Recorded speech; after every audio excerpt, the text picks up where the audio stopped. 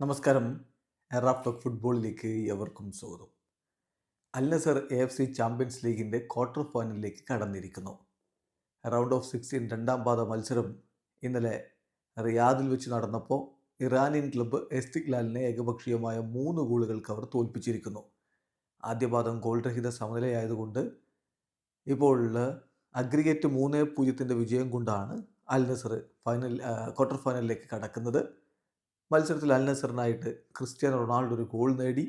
പെനാൽറ്റിയിലൂടെയായിരുന്നു അദ്ദേഹത്തിൻ്റെ ഗോളെങ്കിൽ John Durand ഇരട്ട ഗോളുകൾ നേടി. അങ്ങനെ തകർപ്പൻ വിജയം തന്നെ അവർ സ്വന്തമാക്കിയിരിക്കുകയാണ്. അൽ നസറിൻ്റെ മുന്നേറ്റങ്ങൾ നയിച്ചുകൊണ്ട് Cristiano Ronaldo, Sadio Mane, Ayman Yahya, Jhon Duran എന്നിവരൊക്കെ ഒരുമിച്ചാണ് അണിനിരന്നത്. കളിയുടെ 9ാമത്തെ മിനിറ്റിൽ തന്നെ ഡ്യൂറനിലൂടെ അൽ നസർ ലീഡെടുത്ത് കഴിഞ്ഞിരുന്നു.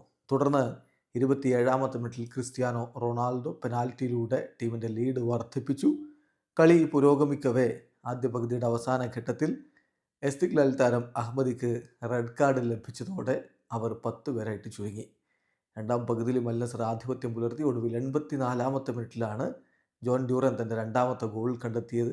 അതോടുകൂടി 3-0 തകർപ്പൻ വിജയത്തോടെ അൽ നസർ AFC ചാമ്പ്യൻസ് ലീഗിൻ്റെ ക്വാർട്ടർ ഫൈനലിലേക്ക് കടന്നിരിക്കുന്നു. വീഡിയോ അവസാനിക്കുന്നു. ഫുട്ബോൾ ലോകത്ത് കൂടുതൽ വിശേഷങ്ങളുമായി റാഫ് ടോക്സ് വീണ്ടും എത്താം.